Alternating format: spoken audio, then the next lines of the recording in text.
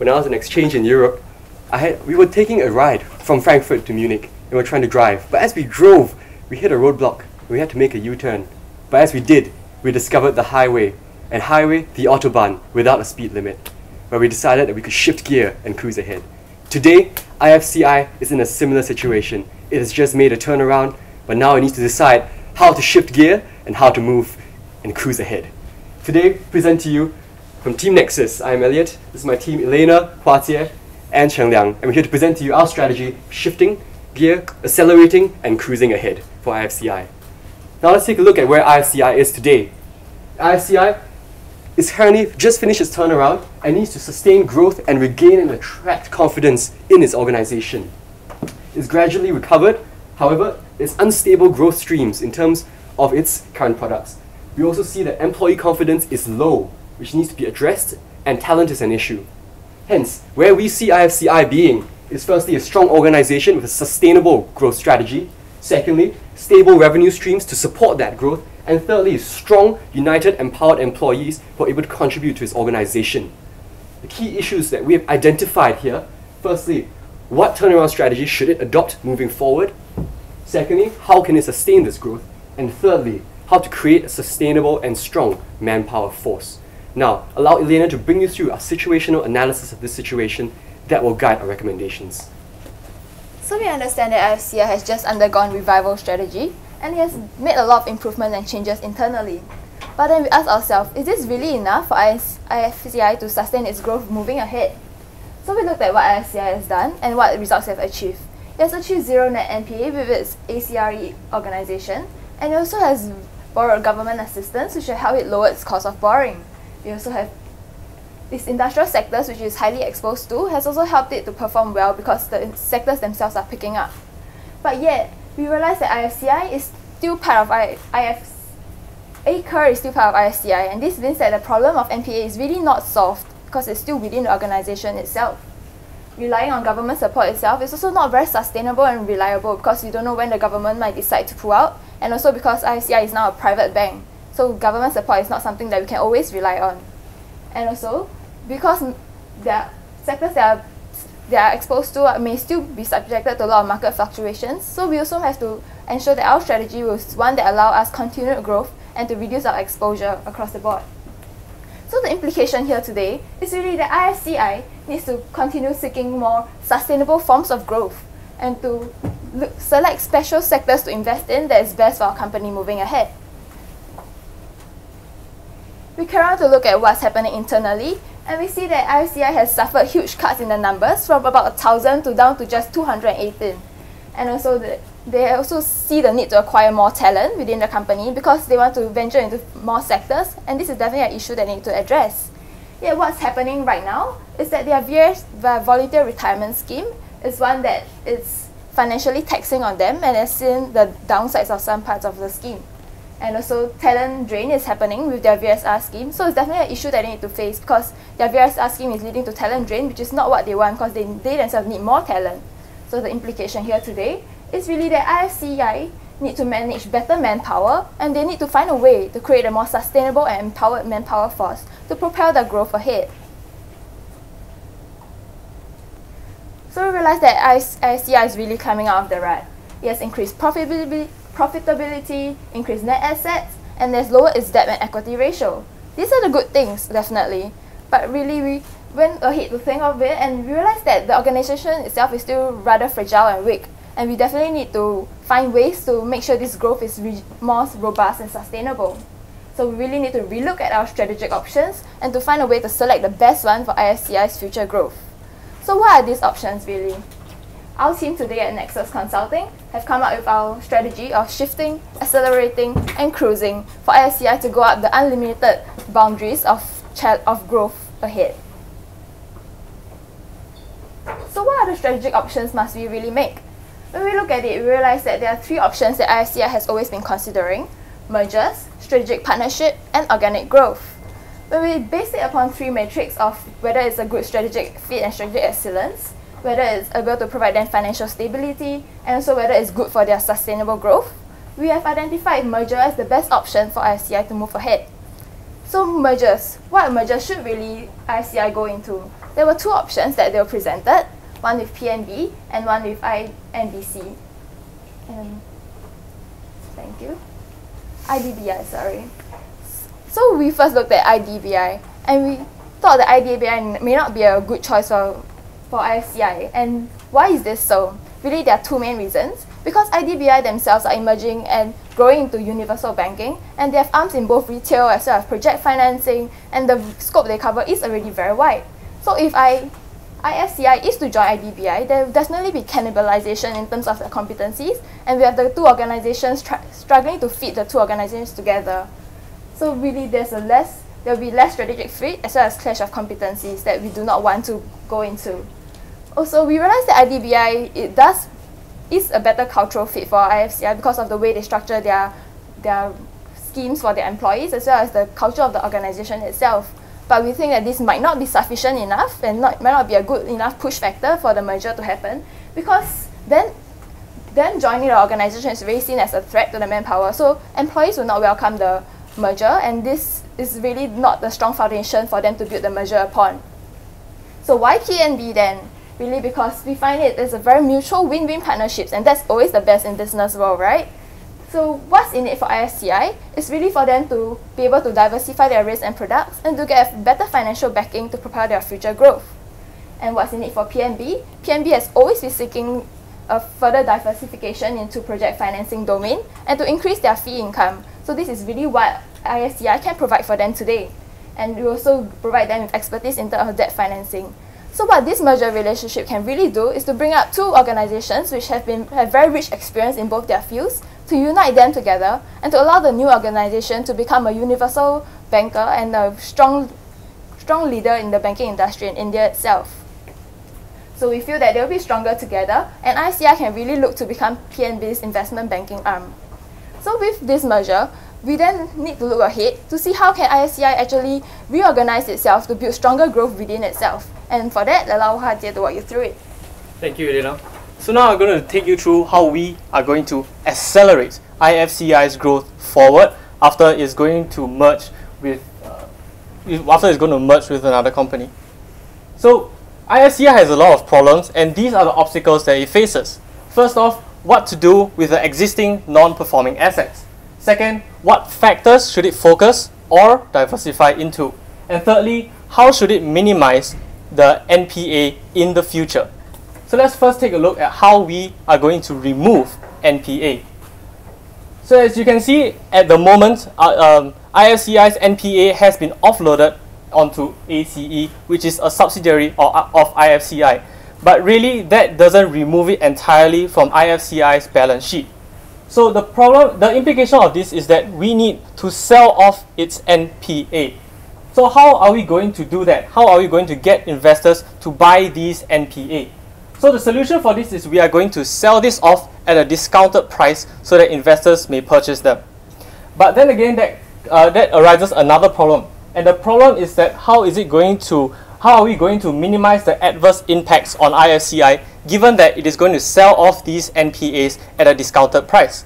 So what we propose is that IFCI sells off these NPAs in different phases so as to minimize the adverse impacts on IFCI. So next off, we are going to show you how we are going to choose a sector for IFCI to go into. So in the past, IFCI has went into the oil and steel industry, and at present, it is investing at the iron and steel industry. But collectively, these two are still in a commodity sector. And the problem with commodity sector is that it is very unstable. This means that IFCI has to diversify into more stable sectors. So first off, we are going to broaden the loans in which IFCI is going to invest itself into. And the sectors that we propose is education, IT, and startups, because we believe that these are more stable sectors in India itself, which IFCI can invest itself in. Also, it needs to enhance its existing loans because its existing loans has proven to be efficient. So how it should do that is it should step up its loan efforts and also give out more attractive terms to potential debtors so that they may take up more loans from IFCI. Lastly, we also want to know how are we going to sustain this in the long term. So in the past, ISCI has accumulated a lot of non-performing assets. And what this means is that there is a need for ISCI to have a more comprehensive screening process whereby it accumulates loans from its people who want to loan from them. So what we propose is that we're going to have an adverse selection, and this adverse selection, we're going to develop a long-term relationship with debtors, which means that we are going to understand them better and whether or not they are able to repay the loans before giving it out to them. Also, we want to develop a database to track the performance of our debtors, whether or not they are able to repay the loan before we disburse the loan to them. Lastly, we also want to focus on the key sectors, whether or not the key sectors are growing, and thereby we will be able to project whether or not these debtors in these particular loans would be able to generate returns to pay back on their debts. Also, there's a problem of moral hazard. After we've loaned out money to these debtors, how are we going to ensure that they pay back? So we've developed a few measures. The first one being that there will be credit rationing. So we will give out small amounts of money to these debtors and track whether or not they are performing well. After they are performing well, then we would disburse more money to them in separate phases. Also, we want to have covenants whereby the debtors would be restricted to going into more risky debts. Lastly, we also want to have a callback clause so as to minimize the losses on our side if the debtors were to default on their loans. So far, we have shown you how we are going to accelerate growth. Now, we are going to show you how we are going to cruise ahead. Now that we've seen how we can cruise ahead, let's take a look here at what this means in terms of employee management. We understand that employees are a key part of the organization, and here we've identified 3 key issues that we want to address. Firstly, how to let employees go honorably. Secondly, how to manage our remaining employees. And thirdly, how to attract and retain the talent that we so need. Now let's take a look at the first issue here. The first issue would be the Voluntary Retirement Scheme, the VRS. We currently understand that the VRS involves an upfront 100% payment of all your remaining term money, and this is given to you together with a pension. And this has put severe drain on our resources, resulting in high losses for the company. What we see is that this problem has led us to suffer losses that we need to recoup. And we also notice that this is a blanket process that was applied throughout the organization without discrimination. And we see that this needs to be addressed. We see this happening through 3 things. Firstly, a modified remuneration process. We propose this happening through a 50% upfront payment of that term instead of 100%, and the rest of the 50% spread out over the next 5 years. So we see this as spreading out the time and as well as the amount that we need to pay our remuneration. Secondly, we see the removal of pensions. But why? Because at the same time, we propose active job placements that allow our employees who are leaving the organization to find appropriate jobs elsewhere. We do notice that this is an important part of engaging people, as well as due to the fact that employee unions also have strong say in this situation. Hence, we intend to build industry networks and understand our employees such that we be able to place them in appropriate areas, such that we be able to increase their satisfaction and maintain integrity within the organization. Thirdly, we also noticed the importance of a screening process because talent drain is key. Professionals are leaving, and we want to keep the professionals and let the non-professionals go gently. What we see here is a need to leverage on the performance appraisal system to assess current performance to note which employees we can retain well and which ones we should slowly, gently let go. Now, we need to manage the remaining employees in our organization, and we see this happening through the appraisal system. The current appraisal system is ill-suited to the flatter hierarchy that this organization is in. Hence, it is also resisted by current employee unions. We see a need to change the system a bit to suit ourselves more. Hence, there's a need for more effective assessment. We see this happening through what we term the balanced employee scorecard that looks at employees in terms of performance, which was done before, so financial targets. But we also see that employee development can happen in various ways, such as personal and leadership development, through things such as peer reviews, and as well as reviews by their superiors. And thirdly, through how they've contributed to the organization in other ways, for example, through initiatives or through the activity in the organization. We want to build a dynamic organization that is able to keep the culture that we require to retain and attract talent. Hence, we want to tap into the success of the management trainee program, find out what is going well there, how people are so attracted and trained to this program and apply these to the rest of the organization to develop our employees. Now let's go to the third issue, attracting talent. And we see that in order to attract talent, we need to firstly identify top universities and students. Because the management trainee program has been so successful, we also want to engage students and potential employees at another stage, that is, during their studies. We see this happening through a summer internship program where we generate interest through campus open houses and developing the sense of this is an organization that I want to move towards in the long term, building expectations for our organization. We also need to headhunt corporate talent through proposing accelerated career progression opportunity. And finally, oh dear me, that's unfortunate, but what we need to do is basically propose our pitch to them is we are an organization on the move. We are dynamic, and that we are an organization that's going to look into the future, and that you will be a part of this organization doing just that. Now that we have seen our recommendations, let's take a look at how this has impact on IFCI as an organization. So I think one of the main concerns that people have is about the non-performing assets to total assets ratio that we have here. So based on our strategy, we foresee a large drop in this ratio here, and this will mainly be driven by us first choosing the safest sectors for us to give out loans to. Secondly, we will then give out loans to safer organizations or companies through our screening process. And lastly, by monitoring loans more closely after we give them out, we can reduce the moral hazard problem here and further reduce our non-performing assets.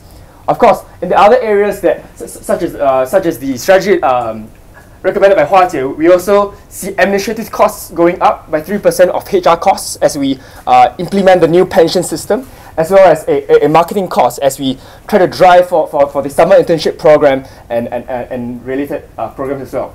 Pension costs here we predict will fall as well, and we believe that net we will have the costs and the benefits averaging out, with the benefits outweighing the cost in the long term. So of course, based on our strategy alone, we foresee many various risks that could drive our strategy off track.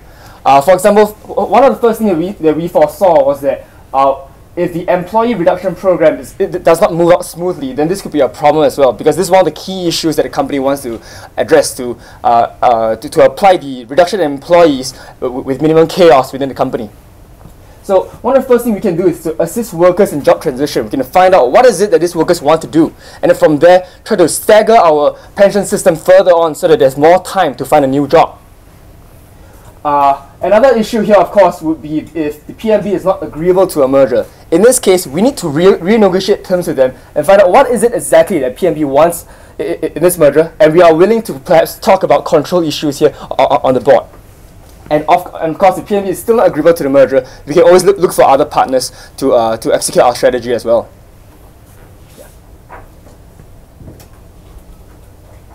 So now that we've considered the risks involved in this strategy, we have to consider how exactly are we going to implement our strategy across time.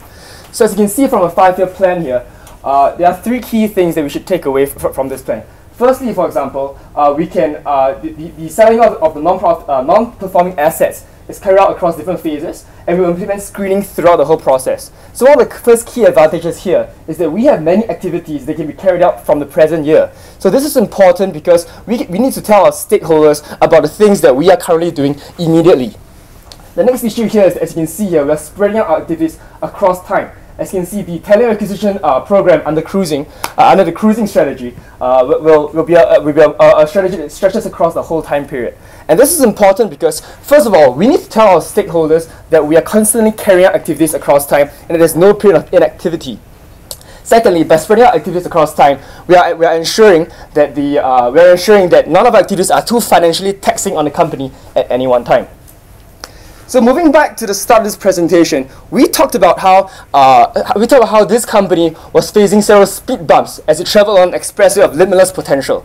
So by shifting gears, by engaging PNB in the merger, by accelerating, by improving on our screening process, and then finally by cruising ahead, by better managing our human resources, we can ensure that this company will be able to regain its competitiveness and cruise full speed ahead to its full potential. Thank you. Thank you, students. National University of Singapore. There's now again 15 minutes of Q&A.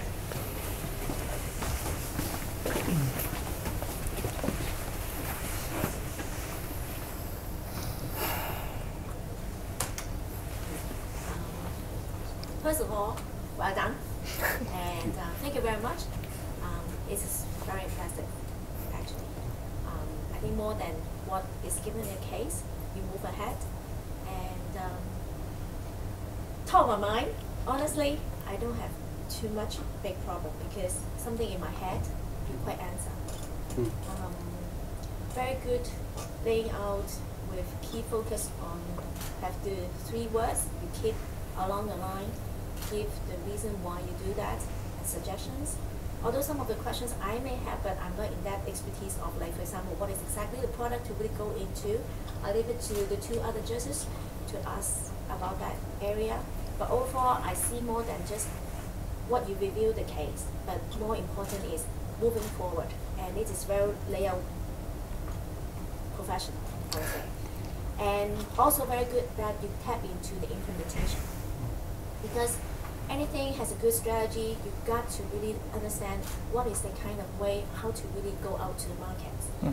So have a, whether it's right or wrong, but at least you think about in a way of what is the roadmap you need to have. Okay. So that's all for me. Thank you. Well, thank you very much for the very, very good presentation. I think as a risk manager, as I'm doing in HSBC now, I particularly enjoyed your view on not just credit risk management, but also how do you manage operational risk in terms of identify the risk issues as well as the mitigations. I have to say, even when I was reading the case, I was slightly confused about really what are you asked to do, right? So the question to you, first of all, is your analysis and the proposal, is it based upon the situation of 2007, or are we really prescribing this in the year of 2011? Because I think, to me, that's very important in terms of understanding your analysis and the proposal. We are really looking at the point of time from 2011 onwards, because we see that they have gone through a lot of changes in 2007 to 2011 with their revival strategy. But moving ahead, what we see more important for the company is, given such changes, what else does it need to go to further institutionalize this change and make sure that they are able to have a more sustainable and stable growth ahead. So our timeline onwards was already from 2011 all the way to 2016, because we're looking at a 5-year plan for the company. Yeah. Okay, so thanks for the clarification. Right? If we say, well, the analysis and the proposals are as of 2011, I think my follow-up questions are, knowing what happened since 2000, between 2005 and up to 2011, the company obviously have done some of the things you have recommended, including the restructuring. So looking back, what do you think is the most critical factor that have allowed the company to do what they had wanted to do, basically a restructure to stabilize the company? So that's number one. Number two, given that, why do you think a merger with NPB is still the most desirable solution? Okay. I think that since then, the company has been able to successfully restructure its debts, because that was the most pressing issue that it had to contend with. So after doing so, I think that it has to still, after removing all these NPAs from its balance sheet, it still has to move forward in the future. And how is it going to do that? We proposed using BNP to go forward because of the fact that we believe that BNP has sufficient financial power to be able to sustain our future activities. And on the issue of why merger in the first place, we realized that yes, they've gone through a lot of changes, but their changes at hand are really what it matters at hand, the immediate problems that they face. But they didn't make much change in terms of their strategy or where they want to go moving ahead. So they're able to restructure their debt, they're able to extend their bonds, but what they're not able to do is to look at where they should focus moving ahead. And why we chose merger was because we realized that they don't have that much financial stability yet, as of yet, and we really need a partner that's able to provide us that. And we also need a partner that will be able to appreciate us for what we are able to bring on board. So we realized that PNB is really one that can bring IFCB to greater heights in terms of their backing and what they need to in order to move ahead. Yeah. If I may add on to this point itself, the merger with PNB itself will give us more stability as a whole. And in this sense, if companies deem, if credit agencies deem us as a safer corporation, we can lower our borrowing costs in that sense. And that in that case, this allows us to go for less, to give out loans that are less risky, since our cost line is much lower now. We can now go for safer loans, which will then improve the overall stability of the company. So, again, going back to what happened between 2007 and 2011, would you agree that really the number one lifeline for the institution was actually the government support? Yes. Right. So what's the implication of the proposed merger in terms of government support going forward? I think we recognize that this, as I mentioned before, the government did support quite a few of their initiatives that allow them to have a little breathing air, to speak. But moving ahead, we realize that IFCIB is still a private institution, and yes, there will be implications in terms of them not being able to rely that much on government support anymore. But we realize that this is what really they should strive to be independent, to be sustainable, because we know, and especially in a very volatile environment, a company cannot rely too much on government support, and in order for them to have stronger growth, they really need to learn how to be independent and to find other strategic partnerships to work with in that sense. Sorry, if I may add on, I think also it is not too good for a company to depend on the government, even though a government at this point of time is supporting this particular company. Because if in the fact that the government does not favor this company, it suddenly changes its taste, then it would be bad for the company. So if the company is too reliant on the government, and the government turns from being supportive of them to being against them, the company would definitely fail out. Thank you. Thank you. Okay, a couple of questions from me. So your team is proposing to actually merge with PNB. Okay, and I suppose you actually heard of terms called conglomerate discount, okay, which refers to investors sometimes penalize companies that actually have too much a diversified type of or unrelated type of business. Now, obviously, this is not unrelated, but PNB is traditionally a retail bank, whereas the IFCI is traditionally stronger in project finance area.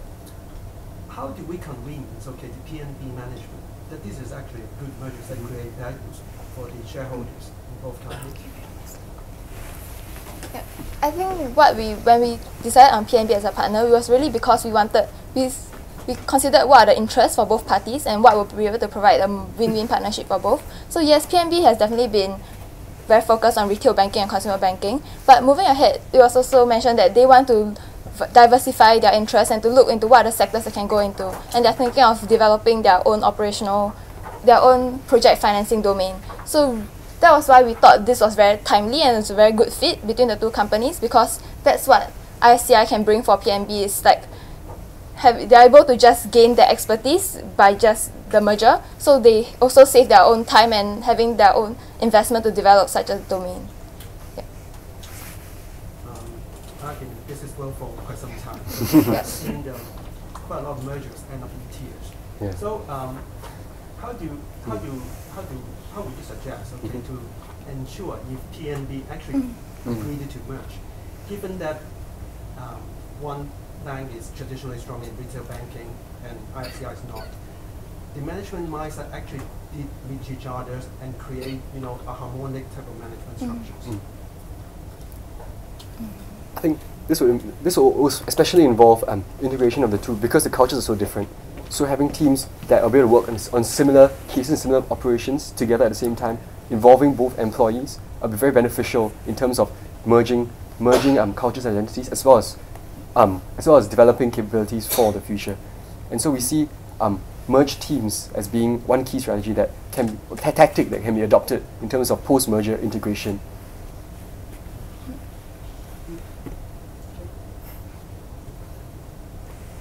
Any more questions?